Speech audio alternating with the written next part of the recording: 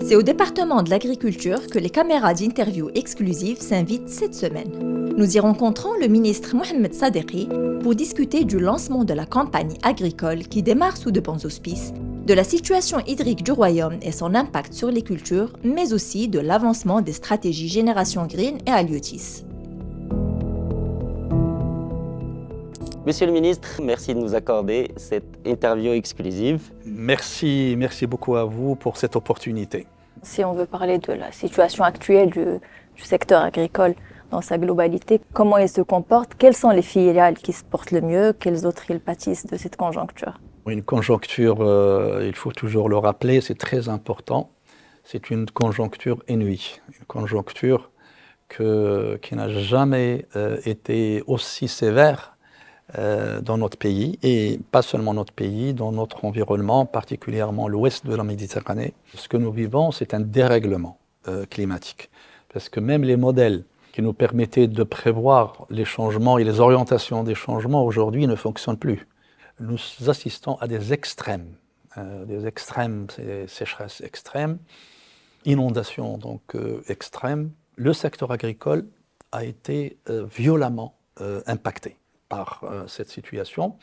Et d'ailleurs, ça a commencé avec le Covid. Le Covid, nous avons eu des chocs de l'offre et de la demande. Et puis après, il y a eu le problème géopolitique qui a pris le dessus rapidement après le Covid et qui a eu un impact très important parce que les chaînes de production et les chaînes d'approvisionnement à différents segments sont internationalisées. La question d'énergie a beaucoup impacté les facteurs de production et donc la cherté du coût de production. Et puis la sécheresse, disons, a eu encore l'impact le plus... Un effet aggravant. Aussi bien sur les filières de production végétale que les filières de production animale. Et donc aujourd'hui, l'État a mis en place un dispositif d'appui au secteur, conformément aux instructions, aux orientations de Sa Majesté le Roi, que Dieu l'assiste, depuis 2022. Programme très important, 10 milliards de dirhams plus 10 milliards. Et on continue, on n'a jamais arrêté. Et donc on a focalisé sur l'essentiel. Qu'est-ce qu'on peut sauver? Donc il y a eu une sorte de réadaptation à la situation actuelle, mais nous avons pu sauver une bonne partie de notre capital de production, à travers d'abord l'accompagnement, à travers les aides à la production, et puis à travers également un certain nombre d'investissements rapides qui ont permis, par exemple, de mieux maîtriser l'eau, d'orienter l'eau vers les priorités, etc. Et donc l'eau, c'est la question centrale. Justement, l'eau, on assiste quand même à des précipitations ce mois d'octobre. Est-ce que cela augure d'une amélioration des situations? Est-ce qu'il y a des adaptations à faire? Nous avons eu les bonnes surprises d'avoir ces orages. Des orages qui nous ont permis, pendant tout le deuxième partie du mois de septembre, début octobre, d'avoir vraiment une situation hydrique presque exceptionnelle dans les régions sud de l'Atlas. Des crues qui nous ont permis de remplir les réserves. Et les réserves, ce sont d'abord les barrages, ce sont les khtarat dans ces régions, ce sont les barrages collinaires, et puis la nappe. La nappe souterraine aujourd'hui, la nappe est remontée de plusieurs mètres au niveau des oasis. Aujourd'hui, les oasis, après 3-4 semaines, ont commencé à revivre. Je dois dire, bien, la compagnie agricole, vu les réserves en eau que nous avons, est une campagne qui sera normale dans ces régions. Et les parcours commencent très bien, et donc avec une pluie même moyenne après, je suis sûr que c'est un facteur qui va nous permettre de reconstituer notre cheptel dans ces zones. Alors, et dernièrement, nous commençons à avoir des pluies dans la partie nord de l'Atlas. Ce sont plusieurs régions, c'est arrivé jusqu'à Taza, jusqu'à Fès, le nord, Lokos, le Rarb, Jdida, même le Souss, etc., au Marrakech, Beni Mellal, Azilal en particulier. Et donc, c'est franchement je dirais, des indices très, très encourageants. Alors aujourd'hui, si on prend les volumes, nous sommes à plus de 31% de pluviométrie par rapport à une année normale. Ça, c'est très encourageant et c'est très important. Et évidemment, ça crée des conditions pour démarrer une très bonne campagne. Justement, une campagne agricole, c'est aussi la production céréalière, qui est je veux dire, une composante importante dans l'élaboration du projet de budget et de loi de finances. Est-ce que la moyenne de 75 millions de quintaux est toujours quelque chose de réalisable? Bon, l'année dernière, on était autour de 30 et 32, 33. Mais d'avant, on était un peu plus, double pratiquement, etc. Il se trouve que la superficie réservée aux céréales, c'est la plus grande superficie qui est réservée. C'est plus de la moitié de la superficie agricole utile. C'est pratiquement 60%. On est à 5 millions d'hectares qui est réservé annuellement aux céréales, avec une solde de 500 000 réservée aux légumineuses et fourrages. Maintenant, quand on regarde les rendements, nous sommes à des niveaux de rendement beaucoup plus élevés par rapport au passé. Pourquoi? Parce que les technologies ont été diffusées, les stratégies de développement agricole, Génération Green et auparavant Plan Maroc Vert ont fait leur travail et nos agriculteurs ont évolué, même les plus petits, ils ont évolué. Malgré tout ce qu'on entend, les agriculteurs ont évolué. Les agriculteurs aujourd'hui ne vous parlent pas d'action de développement, ils vous parlent de projets. C'est-à-dire, ils veulent gagner, donc ils comprennent qu'il faut qu'ils améliorent. Donc aujourd'hui, on valorise la goutte d'eau beaucoup mieux qu'auparavant. Malheureusement, c'est le volume de pluie que nous recevons qui est un problème. Et donc, sur 5 millions d'hectares, par exemple l'année dernière, on n'a pu faire que 2 300 000, 2 500 000 hectares. Pourquoi? Parce qu'on n'a pas eu de pluie pendant toute la période des semis, c'est-à-dire pendant l'automne.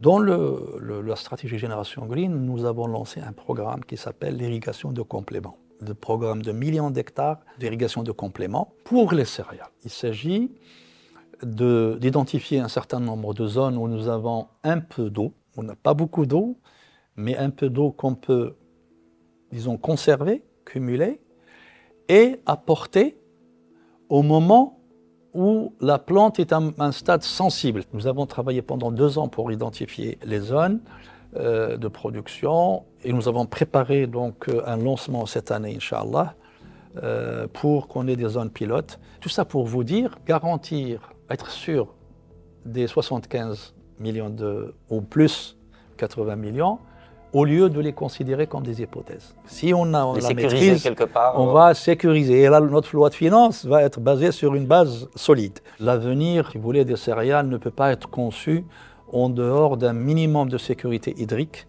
à apporter aux surfaces. Justement. Et puis, ce type d'irrigation se prête très bien pour les céréales et bien sûr en rotation avec les légumineuses, avec les fourrages. Quel est le stock actuel? Le stock, il est épuisé, mais on importe. Oui. C'est-à-dire nous avons toujours un stock qui nous permet de fonctionner 4 mois, 3 mois et demi, 4 mois en termes d'approvisionnement du pays. Donc il y a de l'importation, bien sûr, il y a la production de l'année derrière qui rentre dans la réserve globale, mais on écrase à peu près 3, 7, 4 millions de quintaux par mois. Et donc, nous avons un stock de 12, 13, 14 millions, donc régulièrement. Je voudrais vous poser une question par rapport à la situation hydrique du pays, qui est grave dans certaines régions comme Doukala et Tedla, etc., où l'irrigation est presque à l'arrêt. Comment vous gérez ça? Nous avons certains périmètres irrigués qui sont devenus pratiquement bourgs, qui sont devenus pratiquement pluviales. L'irrigation est arrêtée au Doukala depuis pratiquement 2 ans ou plus. Elle est arrêtée à Blimlel, sauf par intermittence. De temps en temps, on a un tour d'eau. Pour maintenir, surtout pour sauvegarder l'arboriculture, elle a été arrêtée pendant un moment au niveau de la Moulouya, l'Est. Et puis dans les oasis aussi, on a eu des difficultés à un moment pour lâcher. Donc les seuls périmètres qui ont continué à fonctionner relativement bien, c'est le low-cost qui a fonctionné normalement jusqu'à présent. Le Gharb, l'année dernière, il a été affecté. Donc notre suivi, si vous voulez, ou la stratégie de l'approche de suivi avec les professionnels, c'est de donner la priorité à la sauvegarde du capital. Pour tout ce qui est production végétale, ce sont les plantations. Parce que pour avoir un arbre qui produit, il vous faut des années. Et donc, c'est vraiment un investissement lourd pour les agriculteurs. Et donc, le peu d'eau qu'il y a. Alors, quand je parle du peu d'eau, c'est de l'eau qui peut provenir des nappes, comme le cas des Douala. L'agriculture qu'il y a aujourd'hui là-bas, c'est des nappes. C'est le pompage. Le ministère de l'eau donc régule un peu les fourrages. Et donc, on arrive à maintenir l'arboriculture, donc comme le cas du Bni Mellal. Pas toutes les superficies. Il y a des superficies qui ont été très impactées. On arrive à avoir un certain nombre de filières, maintenir un certain nombre de filières annuelles, telles que la betterave sucrière, parce qu'elle fait fonctionner les usines, c'est de la main-d'œuvre, etc. Donc on donne la priorité. Et évidemment, on donne la priorité aux légumes essentiels qui alimentent le marché national, la tomate, la pomme de terre et l'oignon. Toutes ces répercussions ont eu des incidences aussi graves sur l'emploi dans le monde rural. D'ailleurs, ça biaise tous les chiffres de chômage au Maroc quelque part. Est-ce qu'il y a un plan pour récupérer tous ces dizaines de milliers de postes d'emploi perdus ou est-ce que ça va se faire naturellement avec la pluie? La dégradation de l'emploi, de manière globale, vient essentiellement du milieu rural et de l'agriculture, donc les chaînes de valeur qui ne fonctionnent pas. Quand vous regardez la structure de l'emploi, vous trouvez que, par exemple, l'emploi saisonnier, c'est l'essentiel de l'emploi. Il faut savoir que dans cet emploi, il y a l'emploi non rémunéré, c'est-à-dire les membres de la famille qui travaillent, et aujourd'hui ils sont au chômage aussi. Bien sûr. Ça aussi, il faut les comptabiliser. Donc, une reprise du secteur avec une pluviométrie correcte, la situation va se redresser naturellement. Ce qui est fait, ce que nous essayons donc d'encourager, et ça c'est dans la stratégie Génération Green, c'est l'emploi un peu qualifié et l'emploi un peu savant et l'encouragement des techniciens dans le secteur agricole. L'idée c'est comment attirer les jeunes pour investir dans le secteur agricole. Nous avons même des chiffres, des objectifs qui sont tracés dans la Génération Green. 350 000 nouveaux investisseurs, entrepreneurs ou jeunes ou coopératives dans le secteur agricole, 170 000 dans les chaînes de valeur, production, et 180, la moitié, l'autre moitié, dans les services. La première fois, on encourage les services dans le secteur agricole. Quand je dis encourager, on a mis en place des incitations pour la production, donc le 1 million d'hectares des terres collectives qu'on encourage avec nos collègues au niveau du ministère de l'Intérieur qui ont la tutelle de ces terres. Mais nous, ce qu'on a mis en place, c'est les outils de mise en valeur. Je vous donne un certain nombre d'exemples. La première fois dans l'histoire, on met une subvention pour la location de la terre, parce qu'il y a des jeunes qui ont la bonne volonté de bons projets, mais ils n'arrivent pas à assurer la location pendant 4-5 ans, le temps que leur projet fonctionne. Et donc on a mis en place cette subvention par arrêté il y a déjà une année, et qui permet aux jeunes qui vont investir sur ces terres, qu'ils soient des ayants droit ou des locataires, de pouvoir donc bénéficier de subventions et d'incitations spécifiques, en plus des incitations universelles qui existent déjà. Les chiffres dont vous parlez, Monsieur le Ministre, est-ce qu'à votre avis, elles sont toujours à l'ordre du jour, sachant qu'on vient de passer par des années difficiles? Non, tout à fait. Effectivement, la Génération Green est une stratégie ambitieuse dans ses objectifs, mais c'est 4 années, je dirais, 4 années très sévères. Maintenant, doit-on remodeler une stratégie à chaque fois qu'on a des chocs comme ça? C'est ça la question. Donc il faut orienter les priorités vers, par exemple, les cultures qui résistent, les cultures, par exemple, le caroubier, par exemple, le cactus. Et puis, bien sûr, focaliser sur la sensibilisation, en plus de l'investissement, de l'économie de l'eau. Le goutte à goutte, on a accéléré, nous sommes à 850 000 hectares, donc on va arriver à 1 million d'hectares, mais on va le dépasser, on va dépasser l'objectif qui était tracé. Cette dynamique, elle est très importante. Il y a des chocs qui ne sont pas faciles, qui sont là pour la première fois, mais je peux vous dire que les gens qui connaissent l'agriculture et qui sont dans l'agriculture, qui investissent dans l'agriculture, c'est des gens qui savent que il ne faut pas raisonner à l'échelle d'une compagnie agricole, il faut lancer à long terme. Maintenant, il faut les accompagner. Pas seulement par rapport à ce que nous faisons en termes techniques, investissement, il faut que les banques accompagnent. Et ce sont tous ces facteurs, y compris le financement et l'accompagnement intelligent des producteurs et des agriculteurs, qui va constituer notre capacité de résilience. On vous remercie de nous avoir accordé votre temps. Au plaisir de vous retrouver bientôt. Merci beaucoup et merci pour cette opportunité. Merci pour votre accompagnement.